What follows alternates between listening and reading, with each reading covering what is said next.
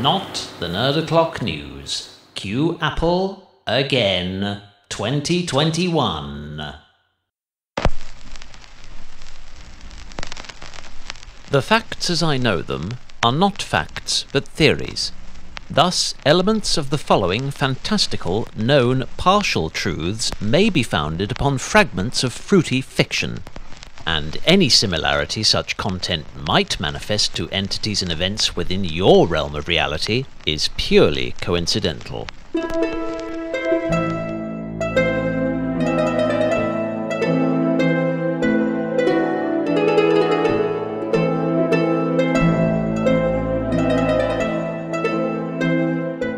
Apples to arms! As a captivating coda of whispering forests and feverish foliage gave way to summer's spectacular overture, complete with stinging wind chill factor, and half a year after the inaugural incarnations of its natively nurtured silicon, a subconsciously subjugated flock of spring lambs were treated to one last sensationally succulent and already seeped 7 ways to Sunday surprise from their golden delicious demagogue. At a remotely initiated gathering, hyped by a titillating invite that would have sat seamlessly in a gallery of Teletubby graffiti, broadcast live with more than 10,000 edits, Apple's acting chief exorbitant officer, donning a dark navy t-shirt, darker slacks, and dark as Donnie Darko sneakers, piffled off proceedings amidst lush, shrubbery-laden surroundings by expressing pride for his overlord's proactive environmental awareness and unwavering devotion to carbon neutrality, before informing us that committed couples could now use Apple Pay Strategy Director Marissa Robertson's laser-engraved titanium credit card to unify their financial histories and allow 3 further family members old enough to box binge half of Netflix's library to spend copious collops of cash on... nothing! No. Would that it were so simple, Mr. Wonka. Is it an Apple-certified Oompa Loompa? No, though that would be rather charming, wouldn't it? Actually, our trio of stroppy 13-agers could now use Dummy and Maddie's maxed out metal to grab a gleaming new Romero Mauve iPhone 12. A product of such astounding potential and peerless practicality as to make a certain Swiss-born multi-tool go, "Ooh, that's a bit army."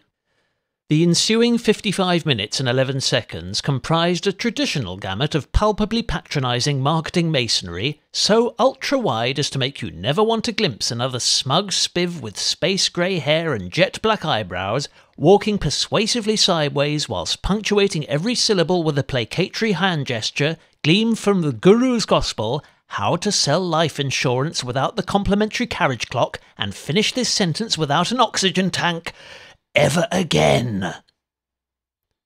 Carolyn Wolfman Estrada, wearing Tim Cook's trademarked white trainers, talked about how terrible we all are at keeping tabs on any possession dumb enough not to have a MAC address, before revealing Apple's radically stylised circular stainless steel solution, the AirTag, conceived especially to cultivate your expanding collection of cognitive crutches by informing every paired Apple device of its precise whereabouts and turning hitherto dismal Monday mornings into exhilarating marathons of hide-and-seek between you and your own front door keys.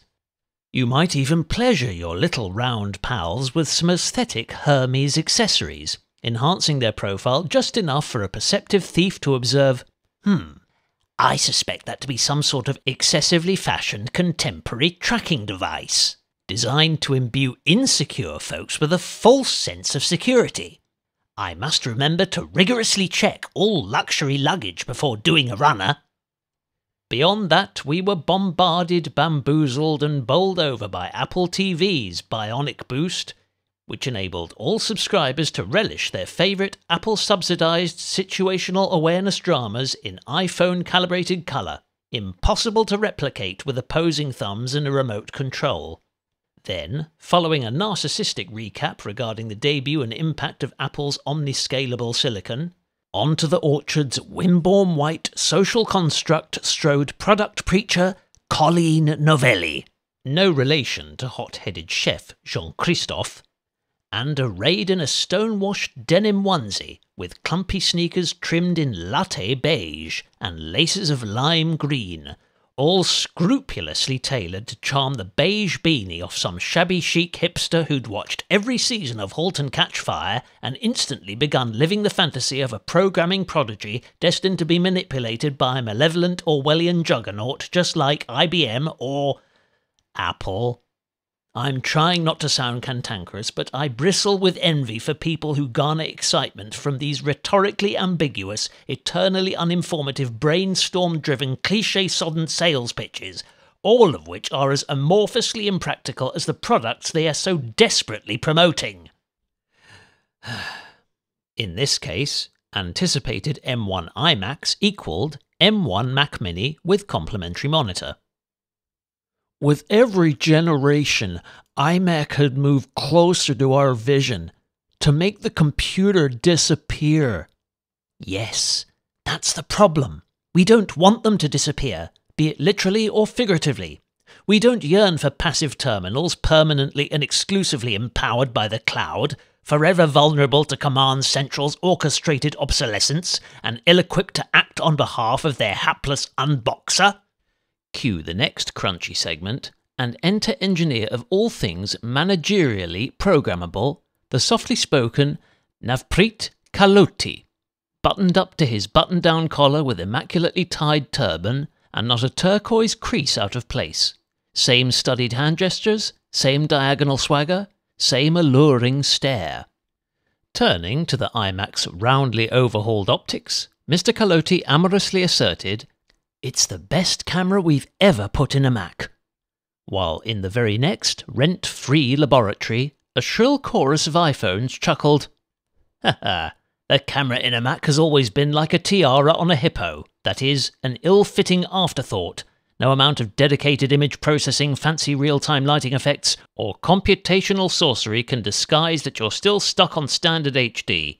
And they don't even quote its photographic parameters. Why? Because our oldest ancestors were snapping stills with more megapixels than that a decade and a half ago.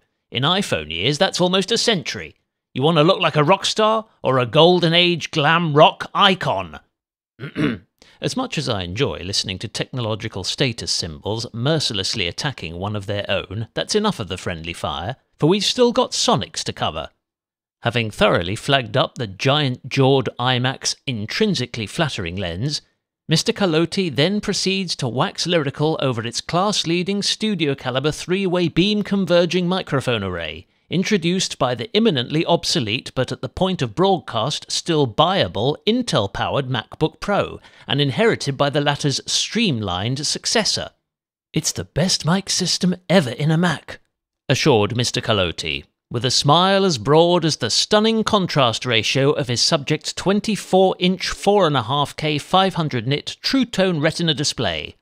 What a way to smuggle in 3 more stats that any jargon junkie could easily clock from this table. Now, finally, every iMac owner's domestic office could be serviced with the sound of finely filtered silence, sparing several thousand FaceTime acquaintances from an ambient cacophony of stock GarageBand drum samples, Taylor Swift's greatest hits, Taylor Swift's greatest hits, the Taylor Swift release, and Taylor Swift's greatest hits, the Taylor Swift release, Deluxe Digital Special Edition, spatially remastered in lossless Dolby Atmos, especially for your Apricot iMac's hi-fi low-vibe Hexway speaker synergy. It's the best sound system ever in a Mac, extolled Mr. Kaloti, grinning from ear to AirPod Pro.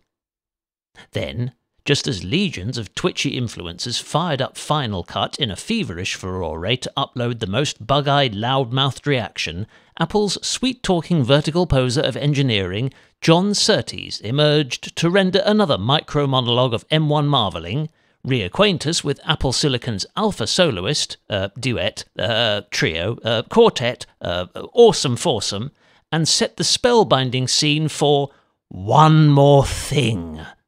The cadence of Camp Cupertino's keynotes was so tangibly familiar that neither preacher nor worshipper need utter the scriptural phrase. either to signify or savour the divine moments passing. And the only reason I composed that last sentence is because I assumed an Apple cohort had indeed spoken the sacred soundbite, subsequently discovered it was nowhere to be heard, and hastened to improvise a poetically plausible explanation. So, what could it possibly be? The excitement was electric, the suspense overwhelming. What about ever so slightly more rounded app icons that moved 1/1,000,000th of a nanosecond before you swiped? No? Then perhaps a 9th-gen Apple Watch that could detect early onset obsolescence, measure the standard of your standing, and stand in for your therapist when their blood oxygen levels were assessed as insufficient to provide sound and rational advice by their Apple Watch. No? Well, I'm fresh out of futilities. Please feel free to knock me off my tenterhooks. It's not just Mac users who want to get their hands on it, claimed Mr. Surtees, referring to M1 enlightenment. Then, with an air of naturalness more contrived than a novice jewel smuggler stuck in an airport departure lounge, he glanced upwards at a grid of locally dimming ceiling lights, and all at once, the next pretentious montage commenced. A bespectacled, curly-haired Ethan Hunt imitator sprints across the roof of Apple HQ, down a network of precision-polished retina-panelled air ducts, and into a room riddled with trip lasers. Mission statement possible persists with nerve-jangling predictability as our hero pilfers an Apple M1 chip from a nearby MacBook, then casually smashes through 3 walls, causing a localized earthquake without triggering the laser traps, deposits said chip in its momentous destination before dispensing with his fiery locks and latex mask, both rendered in CGI, swapping his geeky goggles for a set of swish specs, and sensationally revealing himself to be Tim Cook, staring lovingly at the ace up his own sleeveless arm. Beyond any hint of a doubt, the sweetest and juiciest forbidden fruit of this heavenly harvest, a machine of such miraculous innovation that even compulsive Apple eulogizer Rene Ritchie claimed it would not materialize. Excuse me, actually he did. He just said it would have a different processor. Alright, that's it. The revolutionary iPads Pros M1. Mechanically, MacBooks with no complementary keyboard, running the latest revision of iPad OS, a subtly reconstituted spin-off of iOS, whose initial release had graced the Gorilla Glass of Apple's 4 flat controllers in 2019, but had since developed at a pace far slower than the metal beneath it, and with greater subtlety than the vast majority of hopeful adopters were led to believe. It was almost as if Apple had constructed a bridge over the canyon separating their institutional aristocracy from a rapidly proliferating and economically more viable populace. The former, a royal elite of Apple's longest-standing residents, occupying and agreeably financing the prohibitive maintenance of their benefactors' grand, stately properties, each surrounded by several hundred acres of lush pastures, whose biannual yield and private ownership were inextricably interdependent. The latter, an ever-broadening mainland teeming with swathes of flat-pack prefabbed homes, as simple to assemble as a potted cactus, and purportedly satisfying every one of their delighted owners' life-enriching desires, in addition to generating vastly elevated net earnings for their omnipotent landlord. The bridge symbolised Apple's canny attempt to consolidate their income into one monstrous yet manageable quarterly review, whilst scaling down expenditure on what presently returned less than 10% of their revenue, and might, they envisaged, become a commercially defunct encumbrance. Inhabitants on each side of the societal divide were inveigled with the proposal of a perfectly peaceful and prosperous coexistence, with all productive wants readily obliged and every recreational wish duly granted, more than worth Apple's modest toll to cross. Yet, this bridge seemed as prone to tireless evolution as its willful originator, and somehow it would undulate and elongate just as its foremost pedestrians approached their promised land, never mind set a fatigued foot upon its mineral-rich loam, or seek absolution within the utopian metropolis they were certain they glimpsed on the horizon, until eventually All memories of the livelihoods and luxuries they led and loved prior to embarking upon their pilgrimage to paradise would be past conveniently forgotten.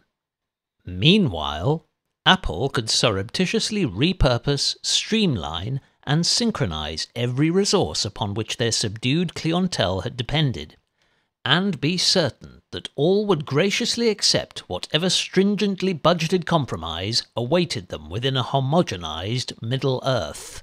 They would engineer profit margins gross enough to gratify King Midas's credit rating, and overheads so small they could scuttle beneath a dollar emoji and dissolve before any user perceived a commensurate decline of functionality, compatibility, practicality, or accountability, or was able to deduce that this purified experience facilitated far more for their benefactor than themselves. For in executing their machination, Apple could evidently be making efficient and sustainable innovation as much a moral crusade as a technical priority, and raise doubts against rivals not actively manifesting similar ambitions, dismissing any slurs as being symptomatic of jealousy, resentment, or the grudging denial of a change they'd chosen not to prepare for, despite being powerless to prevent. A change that one exceptionally outspoken derider had been recruited at great expense under a prestigious portfolio of contracts to architecturally accommodate in the most financially fruitful fashion, but had failed through an obstinate reliance upon aging, cumbersome, and overly complex foundations that, as originators, they were too proud to concede were at ethical and mechanical odds with their employers' philosophies, and in jeopardy of being irrevocably out-evolved by competing solutions, most within tantalizing arm's length. "This is not just an upgrade, it's a breakthrough," insisted a triumphant Tim Cook, with calculated honesty. For while the breakthrough he was promoting concerned transcendental fabrication and unprecedented customer satisfaction, the proverbial paradigm shift was the business model beneath it. By seizing absolute control of its own digital destiny, Apple had devised, optimized, and enacted a strategy that allowed them to conceive, craft, and commoditize the same technology in as many shapes, shades, and sizes as they desired, at whatever markups most mollified their investors, whilst consistently appearing to offer an abundance of choice, quality, and features at an unbeatable value, with the brazen confidence of unanimous acclaim and a piping hot turnover. Generation M people's iMac and iPad Pro were the fourth and fifth members in a founding family of laser-fabricated Russian dolls, each fulfilling identical duties on a small to sizable scale, with trendy trivialities to distract from functional shortcomings at every pinch and swipe. Nothing besides their dimensional discrepancies and retrospectral colour schemes distinguished a single sibling from within their defining broods, each other, or their boxy and bookish forerunners. And diving beneath the surfaces of their treacherously shallow bezels revealed that unerringly unified architecture was concurrent with anatomical synchronicity. Even under casual scrutiny from a wandering eye, the low and lower profile logic boards housed respectively by the MacBook Pro and Air exhibited numerous similarities, with a handful of key components being relocated to the latter PCB's rear in order to realise its slimmer physique. Both were closely mirrored by the iMac's subtly reappointed counterpart, which as a consequence left cavernous accommodation for the machine's Meteor cooling assembly, along with two gargantuan metal plates, intended to maximise its effectiveness as a paperweight upon developing a terminal defect not covered by your Apple intensive care plan. Only the Mac Mini displayed a somewhat squared deviation from rectangular formality, and even the iPad Pro's ultra-slim variant demonstrated that nothing, save for a subtle shuffling of chips, caps, regs, and resistors, was necessary to grant it a frictionless admittance to its maker's minimalist lodgings. As for the remaining specs, these tables I concoct are the semi-literate, fact-fortified fallout of moderate OCD, squandered leisure time, and an acute aversion to vocally regurgitated information of the tiresome talking head single sentence, zero silence, please subscribe to hear me repeat what you just heard, a CEO parrot off an auto cue, or read yourself off a company's website. But first, please protect your precious browsing data by signing up to my virtually non-private sponsor, then buy Barry and Carrie's grooming kits through my affiliate links using your plethora of prepaid pixelated plastic protected by another pay-as-you-go password manager, and which you can pretend to store safely in this 3D printed mock tungsten wallet alongside a single factually inflexible titanium friend. Oh, and care for a copy of Corporate Shadow Legends? Or an even better mattress than the one I said improved my sleep hygiene by 143.33 recurring % just last week. And I beg you, don't forget my channel's exclusive custom-branded recycled bamboo beanie hat, or this one-off promotional first-come, first-served online tutorial that will teach you to clickbait and switch like the pathologically attention-craving, tortuously tedious, stat-spewing tool that I am. Variety. Thus, may I kindly implore you to peruse this particular table, preferably with the same passion as you detest being constantly instructed to finger buttons, bells, and thumbs ups. And so to summarise this sycophantic presentation's 2 sugary scoops of deviously commercialised beach sand. Oh dear me, such a twisted and cynical soul really ought to recognise the irony of such rabid rhetoric. Shh! The M1 iPad Pro. An ultra-efficient, swift as thunderbolt resounding death knell for the desktop? Or just another extravagant promotional novelty with sloppily, clunkily, tentatively retro-integrated mouse and trackpad support that partisan authors of those notorious 2 months later and it still works infomercials insist could definitively substitute a thoroughbred workstation, but promptly splutters to a standstill when iOS version 66.6 abruptly and indefinitely stops utilising or even recognising mission-critical outboard peripherals, or that essential but obscure photo editing utility evaporated from virtual reality because its lone developer was unable to carry out several hundred compulsory code modifications and negotiate the App Store's draconian approval process on the same day that Apple enforced its next major update. Or maybe you, the misguided user, mistakenly plugged an Apple unsanctified expansion hub into your trusting muse's lone Thunderbolt port, lightly frazzling its fragile circuitry beyond the remedial capacity of an Apple service centre and necessitating what amounted to a whole new machine at a wholly prohibitive cost. With scant chance for third-party operatives to apply their considerable expertise for a comparative bargain, due to the unconditionally internalised availability of replacement parts. But for the sake of the fiend's activist, let us abandon impulsive pessimism and quell sardonic quips for a spell.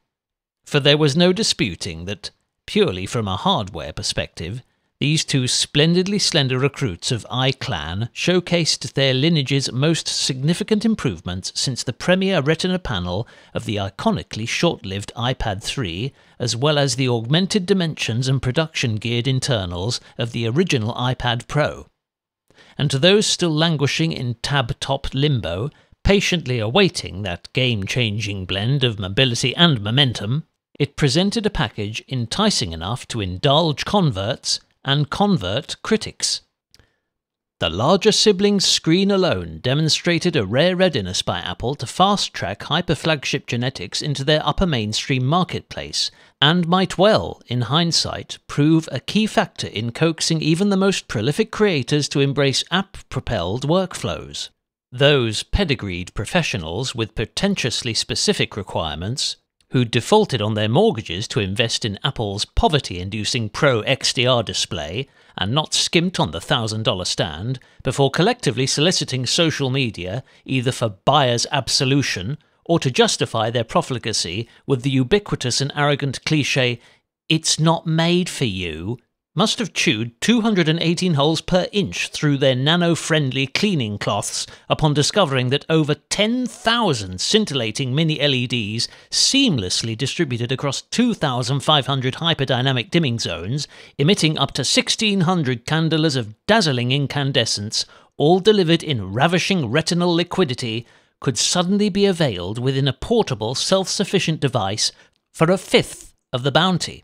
Perhaps the archetypal mafioso accounted for a demographic so vastly diminished that Apple no longer considered its custom a fiscally feasible proposition. Indeed, maybe their intention in facilitating such minutiae demands had always been to engender acclaim rather than cultivate cash flow, but this illustrious PR initiative was now regarded as a moral and monetary dead end on an otherwise lucrative roadmap, and no fewer than 5 fastidious sitting tenants were about to be cast adrift on the same sinking liner as Apple's second big blue nemesis. "Fear not, ye stalwart Appalachians," assured Leakers United, "for Apple's M1 Max shall mobilize a top-tier MacBook that will handily outmuscle all Intel iMacs, maim their already murdered prosumer counterparts, and trade timelines, transcodes and exports with their mightiest Mac Pros for a fraction of the cost and a sliver of the current." And don't for 1 nanowatt believe that an indigenously forged fromage grater is a figment of sweet and salty silicon dreams, for a scaled-down, souped-up Mac Pro has already been projected by the bogus bard's resident rumour vomiter, Larry Shatsworth, whose previously proven prophecies have earned him a bard-verified foresight efficiency rating of 90% plus, the highest rank on the publication's internally bankrolled speculation certification scheme, and include such staggeringly bold predictions as: the next MacBook Pro will charge quicker, the next iPad Pro will have a better camera, Apple's M2 chip will run faster than their M1 chip, the next iPad plane will be thinner, the next iPad mini will be released as early as the end of this year, or as late as... I'll let you know once it's announced, then I can safely say I told you so. And last but not lost, sadly, this sensational Nostradamus-worthy belter: the next iMac Pro will be launched at some point within the 526,600 minutes of 2022. Oh, come on now. I mean, if you put it like that, then you could argue that any... I'm putting it anyway and anywhere I want. Now get off my channel. Don't shout, or I'll report you to YouTube's rage regulators. Go ahead, I've got it all backed up. You'll accomplish nothing. And what of the M1 iMac? The debut desktop PC from Apple to foster an indigenously mobile CPU, but rationally only worth a seasoned orchardeer's consideration if A. Their present Intel-propelled iMac or iMac Pro was too big, too hot, the wrong colour, or not yet unboxed. B. Their ardent adolescent aspirations of acquiring an iMac G4 in iMac G3 colour were never realised. C. The appearance of their M1 Mac Mini tethered to a freestanding non-Apple display was hideous enough to induce panic attacks, arouse feelings of profound inadequacy, suppress creativity, or stimulate content founded on toxic subject matter. D. They were unable to survive for more than 3 months without the endorphin-enriched dose of retail therapy that invariably arises when something new and appallingly expensive is bound for their front doorstep in the back of Dan their driver's FedEx van. Or E. Having purchased an M1 MacBook to review an iPhone 12, and then an M1 Mac Mini to review that M1 MacBook, they now require an M1 iMac to review that M1 Mac Mini.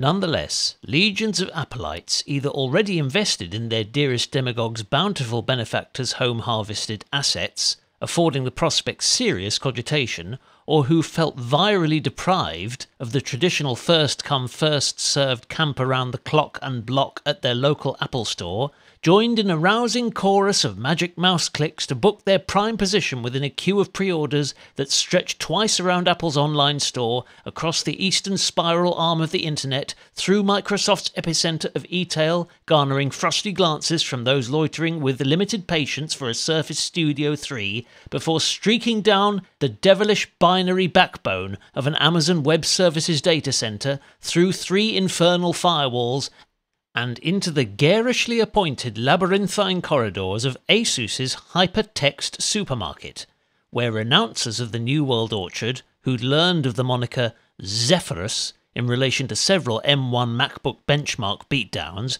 were agonising over a brain-scrambling buyer's choice between 10 models pre-configured as 60 separate products and incorporating a confounding cocktail of components, with no two laptops harbouring the same combination of CPU and GPU, even within their respective substacks. Such bemusing dilemmas were heartily mocked by our virtual herd of Apple harbingers, whose only potential quandaries lay in specifying their sleek acquisition's RAM and storage quotas, along with one of 7 subtle and allegedly patent-pending shades of chassis and chin.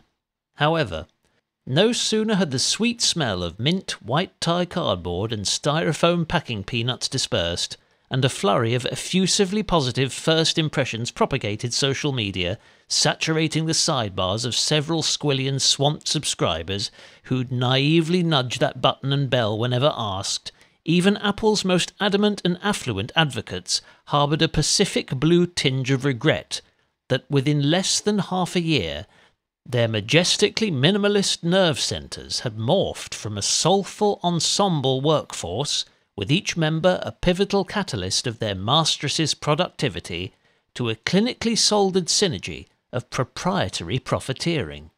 Engineered, it would seem, to realise Apple's ultimate raison d'etre of ensuring that every one of their customers was busy doing precisely the same things with precisely the same technology, and blowing triple their annual holiday budget on extravagant gimmick-laden gadgets that would be functionally and fashionably obsolete before anybody could call themselves a slightly tardy adopter. Some might argue that Apple's architectural unification is as much destined to evolve cultural and artistic merit as redefine its native industry. By figuratively equipping every F1 star with identically appointed chassis, propelled by the same carbon-frugal V8, they allow those blessed with the true talent to gracefully negotiate every chicane or transform enterprising concepts into marketable content the morally justified chance to shine above hordes of overprivileged and underskilled Philistines. The mere notion of user upgrades would be relegated to melancholic nostalgia.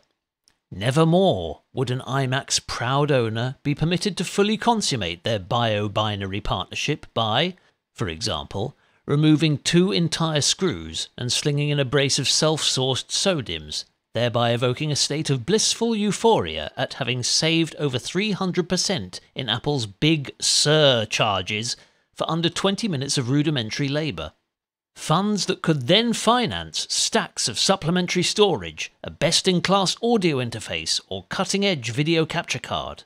Indispensable tools of the producer's uncompromising trade that may soon have no presence or purpose within a ruthlessly regulated eco-realm of razor-thin, port-free computers, with an equally slim prospect of repair in the event of their inevitable malfunction, even for those resourceful enough to acquire the applicable parts and decipher the top-secret schematics.